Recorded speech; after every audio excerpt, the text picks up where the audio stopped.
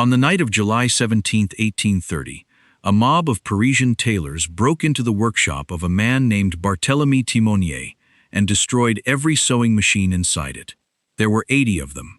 Not 80 men, 80 machines, each one representing months of skilled craftsmanship, each one capable of producing chain-stitch seams at a speed that no human hand could match, each one part of the first operational factory in history to use mechanical sewing machines for commercial garment production. The tailors did not steal the machines. They did not damage them and leave. They destroyed them. Systematically, thoroughly, with the specific intentionality of people who understood exactly what they were breaking and why it needed to be broken completely. Timonier escaped through a back window. He was lucky. The men who destroyed his machines were not in a mood that historically tends toward mercy, and what they wanted from that night was not his money or his machines or any negotiable version of the future they could see his invention creating. They wanted the machine not to exist. They wanted the world it was building to stop being built. And before this story is over, you will understand how a device that would eventually clothe the entire industrialized world, that would take the production of a garment from days of skilled hand labor to hours of mechanical operation, that would make clothing affordable for the first time in human history to people who had previously owned almost none, spent 40 years being smashed, suppressed, litigated against, and driven from country to country by the people whose livelihoods it was replacing, and why they were not wrong to be afraid. To understand the riot, you have to understand what sewing was before the machine. Not sewing as a domestic skill, sewing as an economy. In the early 19th century, the production of clothing was one of the largest employment sectors in every industrialized nation. In Paris alone, tens of thousands of workers, tailors, seamstresses, needleworkers, embroiderers, earned their entire living from the production and alteration of garments by hand. This was not a peripheral industry. It was the backbone of urban working-class employment, in a world where the alternative to skilled hand labor in a trade was unskilled manual labor in conditions considerably worse. A skilled tailor in 1830 Paris occupied a specific economic and social position that had been stable, in its essential form, for centuries. He had served an apprenticeship. He had developed skills that took years to acquire, and that commanded a wage reflecting that acquisition.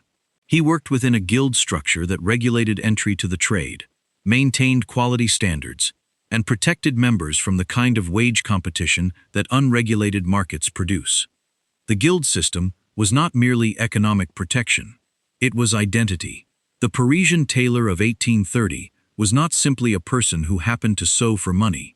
He was a member of a craft tradition with documented history stretching back to the medieval period, with social rituals, with professional standards, with a relationship to his work that the word job does not adequately describe. What Timonier's machine threatened was not merely his income. It threatened the entire structure of meaning that had organized his working life and the working lives of everyone he knew. One machine, operated by an unskilled worker, could produce more seams per hour than a skilled tailor working at full capacity.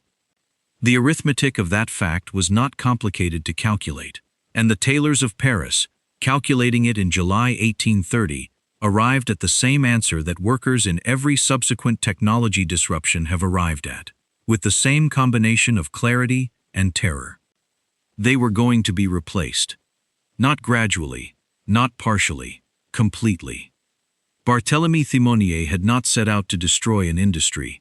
He had set out to solve a problem. Timonier was a tailor himself, a country tailor from the Auvergne region of France, not a Parisian guild member, not a member of the urban working class that would eventually destroy his work. He was a rural craftsman who had spent years thinking about the problem that defined his trade. Speed. A hand-sewn seam took time, specific, calibrated, skilled time that could not be meaningfully compressed without sacrificing quality. A military uniform required dozens of meters of seaming. A dress coat required more. The production time per garment was the fundamental constraint on the economics of tailoring, and no amount of skill acquisition or workshop organization had ever been able to change the basic arithmetic of one needle, one hand, one stitch at a time. Thimonier's insight was mechanical rather than economic. He developed a machine that used a hooked needle, operating through a system of foot pedals and gears, to produce a chain stitch automatically, without the operator's hands guiding the needle through the fabric at all. The operator's job was to guide the fabric. The machine sewed. He patented the design in 1830 and almost immediately received a commission that validated everything he had imagined. The French army contracted with him to produce uniforms using his machines. He set up the workshop in Paris with 80 machines and began production.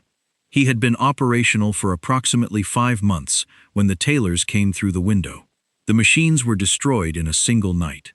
Thimonier rebuilt. The machines were destroyed again.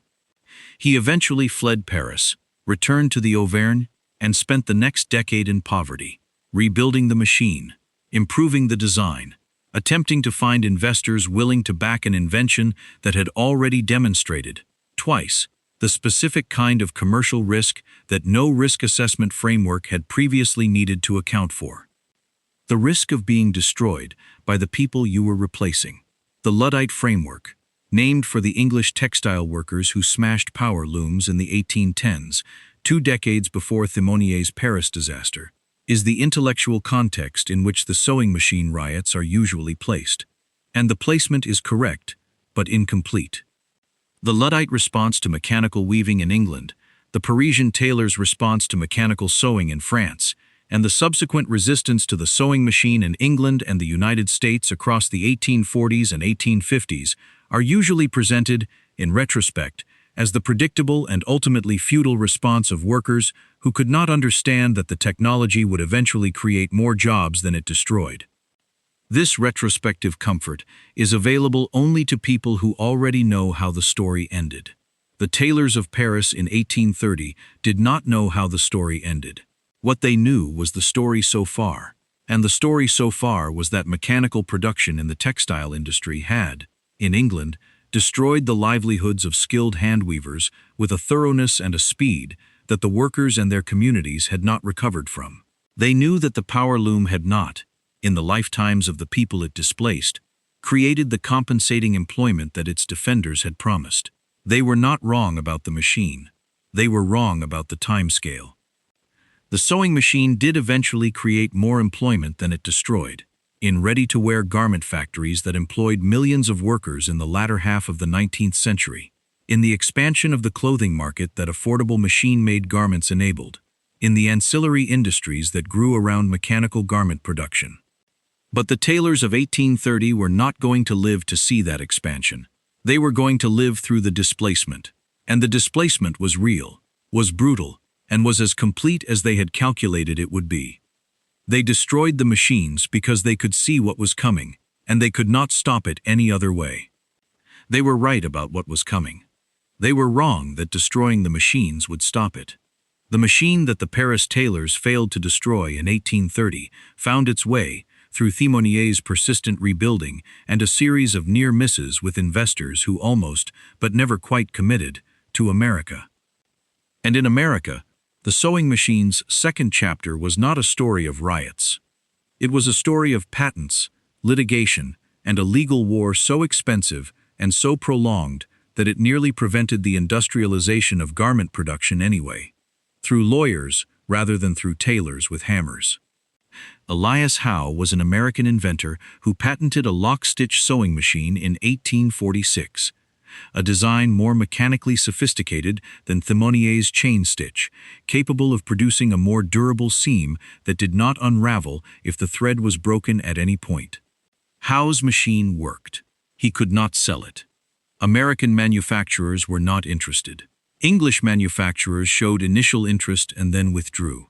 Howe spent several years in England trying to license his design, ran out of money, pawned his patent model, and returned to America to find that in his absence, other inventors had developed their own sewing machines and were beginning to manufacture and sell them without his permission. Isaac Singer was the most commercially successful of these.